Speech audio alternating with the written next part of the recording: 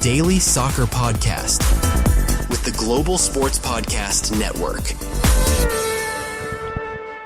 Hello everyone and welcome back to another episode of the daily Manchester United podcast. My name is Niall Hannigan and I'm joined by Kieran McGinley tonight. Kieran, first of all, how are you getting on?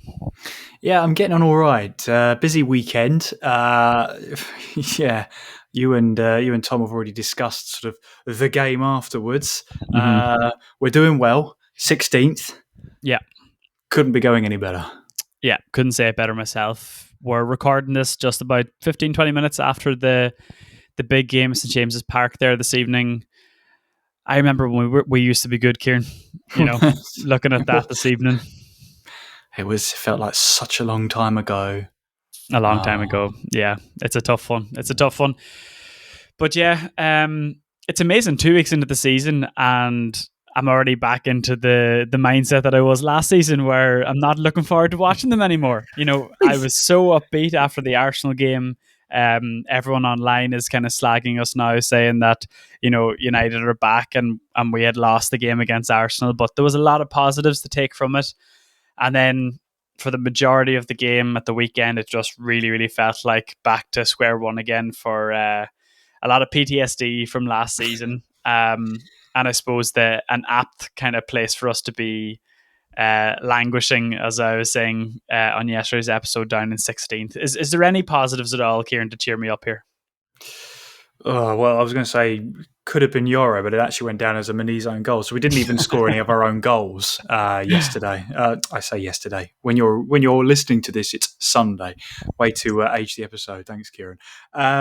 Yeah, but it was just we never felt in control. It was just kind of all over the place. I thought, you know, De Ligt and Ahmad when they were on were probably our best players. I mean, they get it all started from Fernandes just where the penalty's still going, still in the air. It's still going. It's ever reliable from the spot, and no, that's still going. I think from that moment it was just a case of I've got a bad feeling about this. I don't think this is going to go to plan at all.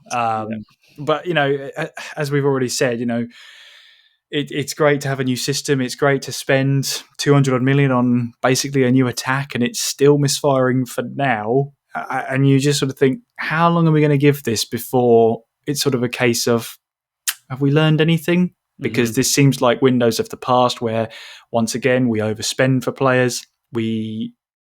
I would say we have a plan this time. There's definitely a strategy there. But is it the right strategy? I don't know. Heck, a 16-year-old for Newcastle came on as we're recording this tonight to score the winner. And you just think, you know what? United used to be great at that, just bringing on a 16-year-old to win the game. That would have been great. Rio Nguma came on in the 96th minute of the game, scored in the 100th. Mm-hmm. Obviously, it had to happen. But yeah, I miss those days where we could just bring on a player and they would be amazing. And, you know, it was just standard to have a player just burst onto the scene. And that was that.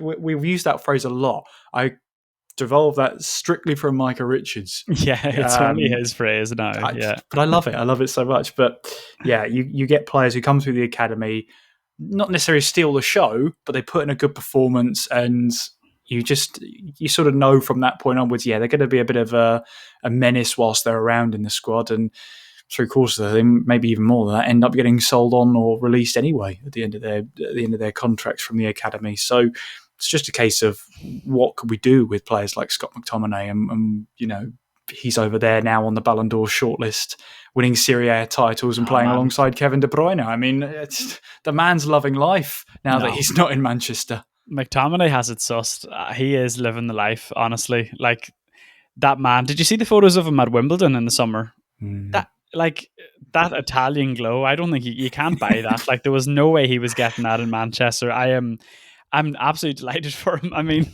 like, he is living the life. There's a photo of him there. Serie A just started at the weekend. He's just lying on the grass after being substituted 2-0 up in their first game of the season, defending their title.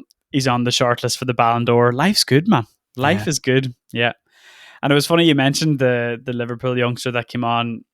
It was very Rashford-esque, you know, scoring on the debut. And speaking of the bomb squad, actually, Rashford has found a new home, but the rest of them, Garnacho, Sancho, Anthony, Malacia, still just lingering on. Whether that Chelsea deal with Garnacho is going to happen, I don't know. There was further kind of rumours over the last couple of days that they might be sending a bit of a player swap option there. Obviously, we had Sancho that was at Chelsea last year. Seemed to be doing some sort of a rotation of cast aside wingers and see how they get on. We've got Malacia doing his own training as well, which is always good to see. And then Anthony, haven't heard much from him recently, but surely he's making his way back to Spain. I mean, what do we do with these guys? I mean, is there a stage where, and Hoyland as well, actually, is there a stage over the next week where they end up being reintegrated back into the squad? For some of them, maybe. But I think that, if Amorim wants to make his point and make it clear, the players that he has outcast and the players that he has pretty much said have got no place in the squad can't return. Jadon Sancho is one of them. If he's allowed back into the squad, that's going to undermine Amorim to the nth degree. You've got to back a manager in those player versus manager scenarios. Yeah. Because otherwise you undermine the manager's leadership in the first place. There was a reason Rashford is out on loan. He's out on loan again, first at Villa, now at Barcelona. It's clear that Amorim doesn't see a future for Rashford at Manchester United. And if Rashford is then integrated back into the squad, that undermines the whole raison d'etre for Amorim coming in and grabbing the squad by the scruff of their neck. You go back on your word, what else will you go back on? Next, will we called into the tactics? So why can't we just go back to this? In essence, whether it's the right or wrong decision as a manager, you've got to rule with an iron fist and you've got to say, no, that is my decision. I'm sticking by it. If it's the right decision, great. If it's the wrong decision, well, let's see what happens down the line. But you've got to have that iron fist. You can't go back on your word as a manager. It's one of the worst things you could do. It's a really tough one because if they do align with the kind of the regiment that Amorim has and the new kind of feel-good factor that apparently has been, quoted and really pushed out to the fan base over the past few weeks over pre-season and also in the first couple of weeks of the season, if they do buy into that and the players accept it as well, then there's an opportunity to do it. But if at any stage that turns against them, then, everything's undermined. And you make a great point around the formation as well. We saw Ange coming under serious pressure in the Premier League last season where he said, look, this is just how we play, mate. And, at the end of the day, he probably did slightly change his style in the Europa League final against us where they did go a little more pragmatic in a way because he knew that we wouldn't be able to break them down and they had such success throughout the season, beating us three times actually. So yeah, it could be an issue where Amorim comes completely undermined, but it's a tough one. It's a tough one. What, he's got more games now with United than points. Like that's a horrific stat to have, really. And you see, the reaction that managers get from clubs within the league with lesser players than ourselves, and we constantly kind of give them excuses and kind of a pass as well to say, look, he needs a pre-season to kind of get these players used to his system. He needs to get new players. Now we have a whole new attack. And it's crazy just how the narrative has shifted so quickly because that really felt like a must-win game against Fulham, but these next few are 100% must-win games, and after the Burnley game, they're not getting much easier. I mean, we go away to Grimsby now, and at the risk of sounding, what was it, MK Dons-esque, that we cannot lose to Grimsby. If that happens, not only will we be the laughingstock of the Premier League, but there's going to be some serious questions raised about the entire season. And I do wonder, now that we dropped points against Fulham, because I'm willing to admit that we dropped points against Fulham. We missed the Xerxes winner from last season. That's one of the only things I remember from last season. Much better times, apparently. But, it is, I won't say it's not possible, but it cannot happen. It cannot happen. If it does, then the whole season's in question and the whole window's in question as to how, once again, we've missed out on potential targets. I mean, I hear from Fabrizio that Donnarumma is potentially going to City. So Trafford in 2 games apparently is not good with his feet, so that's his City career done. That's just the Pep way. So I guess Donnarumma's coming in, who is good with his feet. Okay, but yeah, I don't know. It's not a game now that we can afford to rotate, and that's probably what should be happening against Grimsby. And now I don't think it will. It can't happen. We need to win that game. We have to. There's no other alternative. We lose that game, we lose everything. Yeah, we might as well pack up and go home. Yeah. 3 games in, see you lads. It was a nice effort. Yeah. See you in the championship. It was a great feel good factor in pre-season, but we'll see you in America next year. Didn't even make it 2 games before we lost the vibes. Like, we didn't even get a hit. We are so back from Niall. Like, the season's over, lads. Season's over. No, we did get a "We Are So Back" when I saw a random edit in the summer of Mbeumo, Cunha and Ahmad. I was like, "Oh, we are so back." It was just a slight bit of inspirational music and behind it, and that was enough for me. So it doesn't take much to get a "We Are So Back." So you never know, a 1-0 victory against Grimsby could bring that phrase back out again after extra time. But anyway, 120th minute. Yeah, own goal. Yeah. 100%. Yeah, that's the United way now. Still haven't scored for the season yet. Does he even go to 120 minutes in the League Cup? I don't even know. It probably doesn't. I don't know. Anyway, I think we need a bit of Bioniq.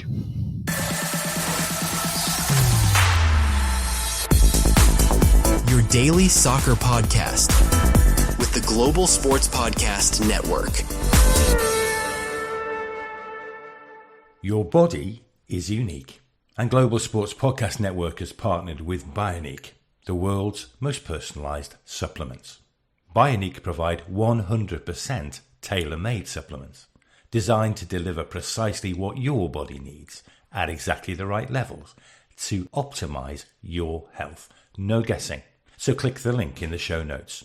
Use the code GSPN2025 for 40% off your first month's subscription. Bioniq. Don't settle for off-the-shelf solutions made for just anybody. Get what's right for you right now.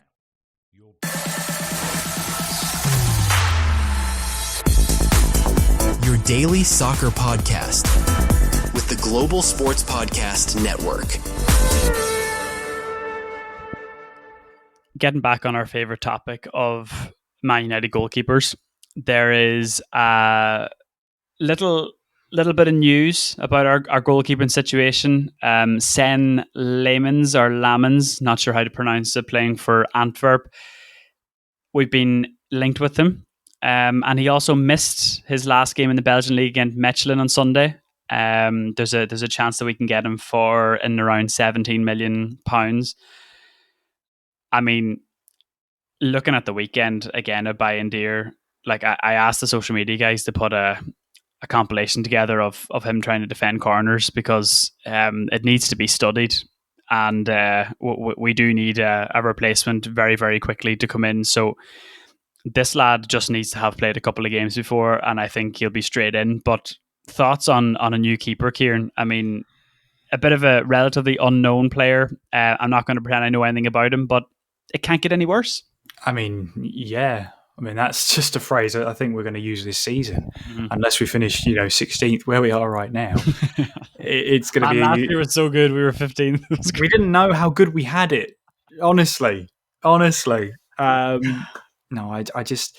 You're right. It can't be much worse. I think Bioniq has sort of shown over the last couple of games that he's not the guy. He's not the guy we need in goal. And Tom has said on an earlier episodes that he wants Tom Heaton in goal for the Grimsby game, and to use our third choice keeper, who is there as a homegrown nation player specifically for European competition that we're not in this season.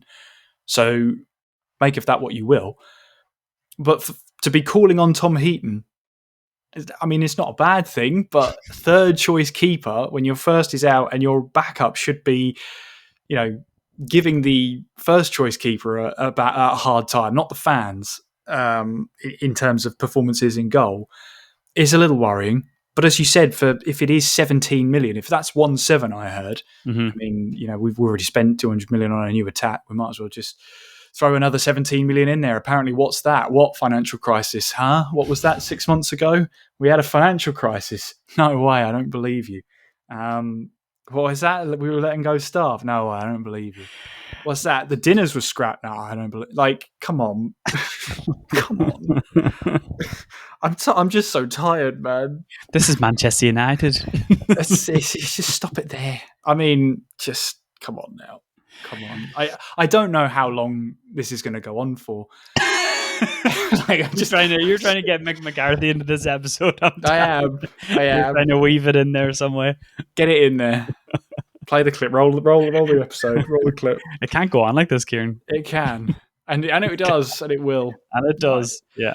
But to bring it back to the point of a new keeper, if it is 17 million, we can't be doing a lot worse. So yeah, why not splash the cash, and let's see what happens. I just think we're going to miss out on Donnarumma, and I think we'll probably regret that because I think Donnarumma is a fantastic shot stopper. I don't think he's as good with, I'm not going to say he's like terrible technically, but he's not what Pep wants in Ederson. Essentially a midfielder in goal. Mm-hmm. I just think he would have been a better fit, and he would look better in the United keeper kit. Come on, let's not lie about that. But I would, and we don't need a footballing goalkeeper. Like, we just need someone who doesn't stumble in the box when there's a corner coming in. Like, let's just start from the basics first. We had a keeper that could play with his feet, and he's horrendous at everything else. So I'm not too concerned about that. I was going to say, in Onana, it's a style of goalkeeping that Manchester United is maybe not quite used to with the likes of David De Gea, with Peter Schmeichel.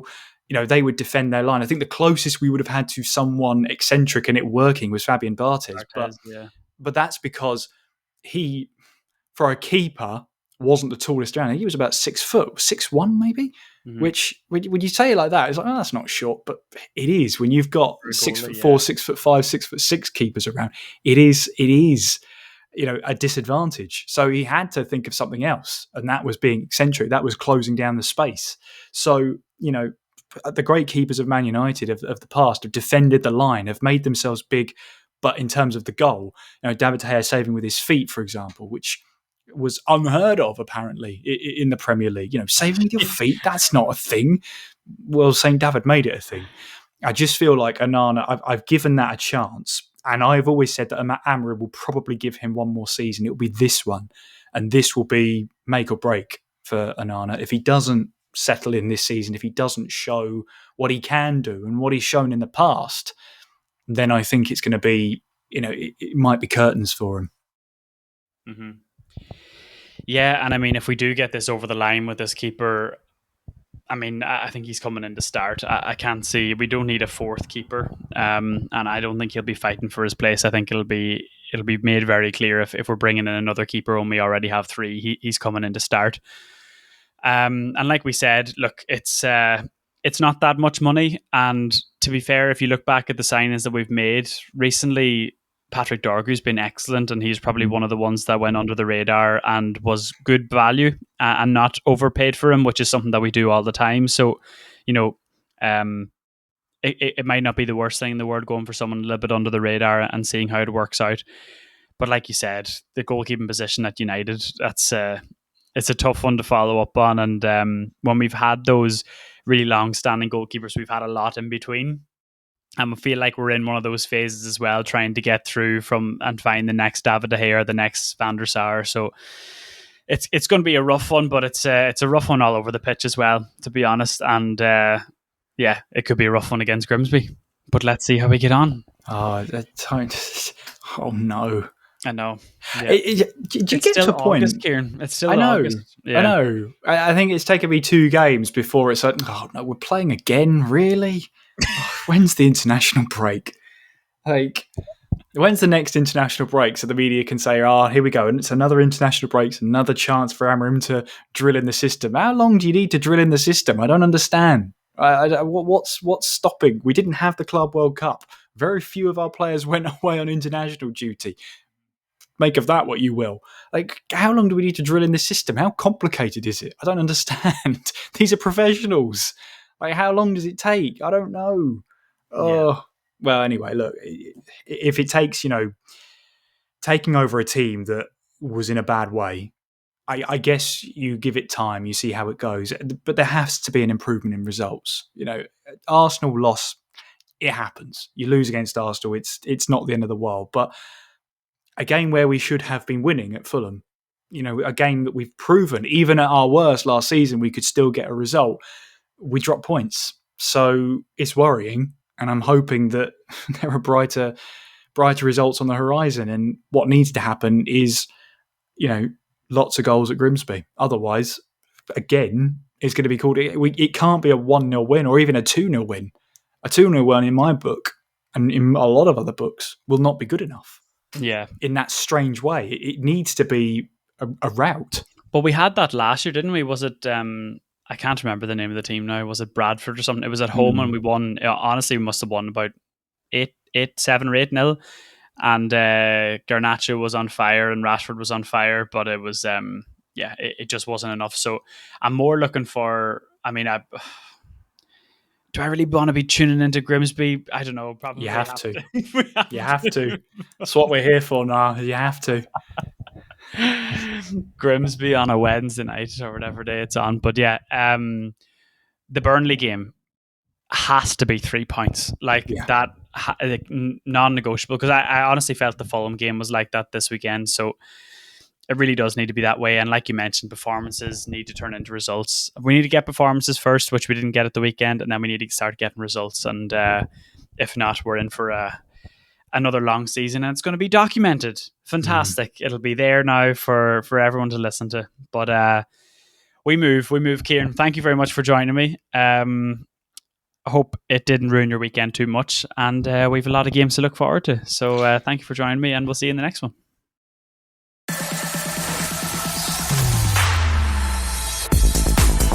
Your daily soccer podcast with the Global Sports Podcast Network.